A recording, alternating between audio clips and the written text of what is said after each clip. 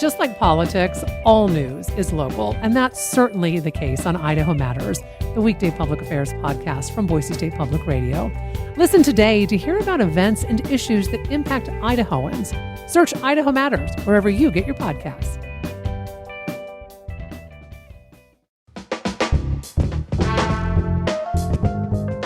From Boise State Public Radio, this is The Connector, Idaho's daily news. Good morning. I'm George Prentice. Today, we'll hear how witnesses say an Idaho lawmaker was at the center of an ugly incident at a candidate forum. We've got some good progress to report on the fire watch, and we'll tell you about a significant change involving kids coming into the YMCA. It is Thursday, October 3rd, and here are today's stories.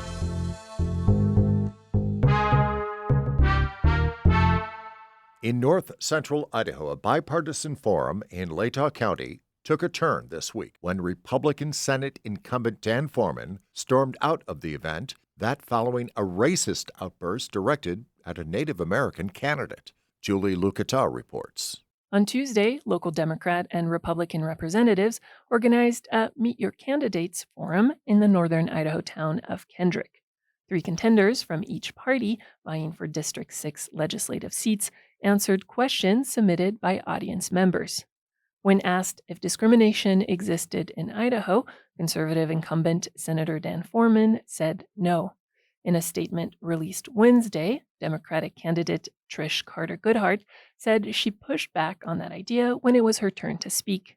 A member of the Nez Perce tribe, she spoke about her own experience with racism and mentioned the Aryan Nations, a white supremacist hate group with a notorious recent history in northern Idaho.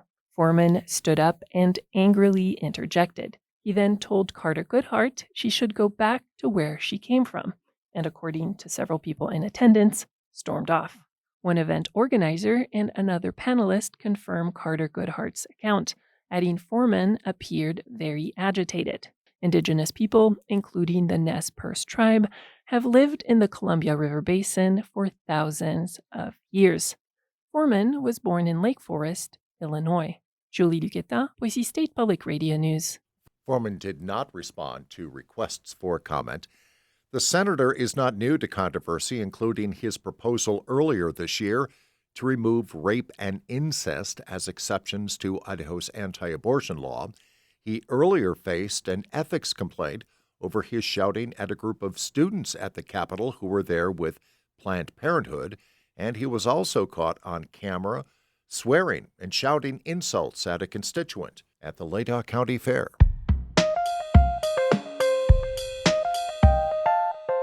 On the fire watch, we are taking note this morning that hundreds of thousands of acres in Idaho have burned this season, but this wildland fire season is not anywhere near from being over. So let's check in first at the huge Wapiti fire. This morning, there remain more than 300 men and women firefighters on the scene, and while the fire has scorched more than 125,000 acres, there is some more progress to report. Here is Kevin Norton, Operations Section Chief at the Wapiti. In the Grand Jean area, a lot of good work has been going on in there to make it safe for residents to come in the future.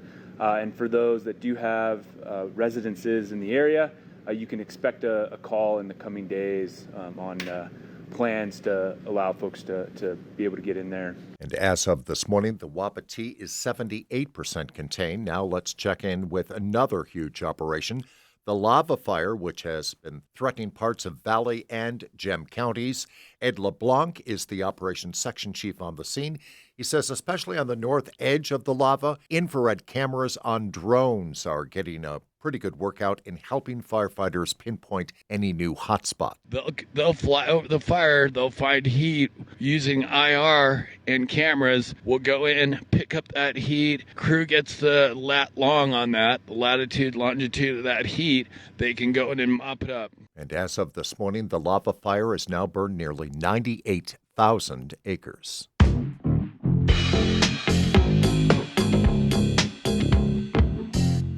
Children under the age of 12 are no longer allowed in Treasure Valley YMCA facilities without a guardian or without being enrolled in a YMCA program. The change comes as part of a new safety accreditation from National Child Sexual Abuse Prevention Consultants, Presidium. Troy Oppie tells us more. The Treasure Valley Family YMCA is the 43rd in the country to obtain Presidium accreditation.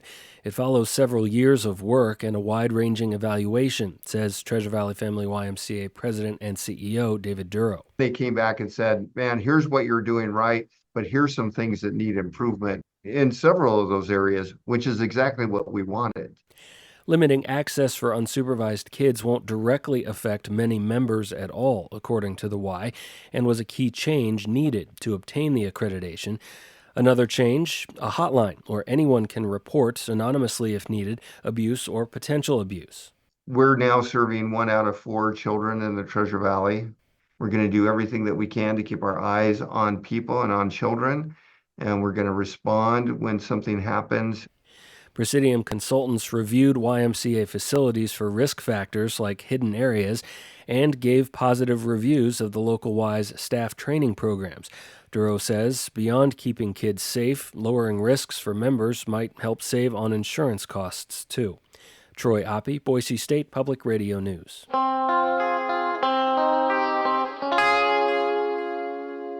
There is a very long list of projects at varying levels of development or construction at the Boise Airport.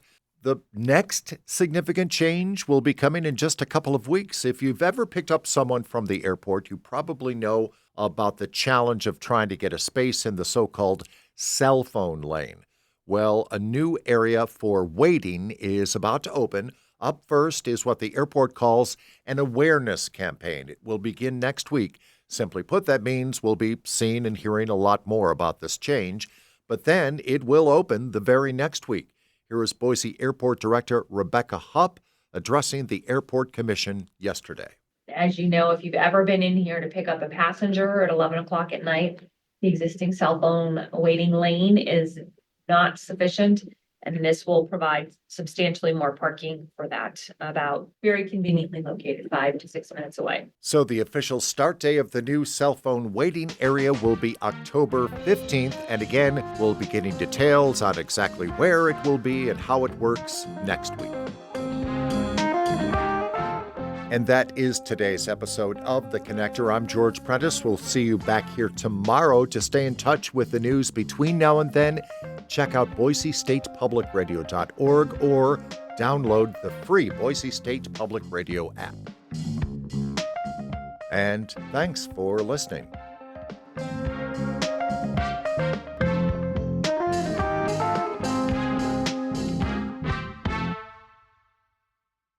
The candidates for November are set. I know Donald Trump's type. Between now and Election Day, we are not going back. A campaign season unfolding faster. Kamala Harris is not getting a promotion Than any in recent history.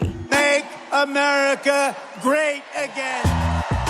Follow it all with new episodes every weekday on the NPR Politics Podcast.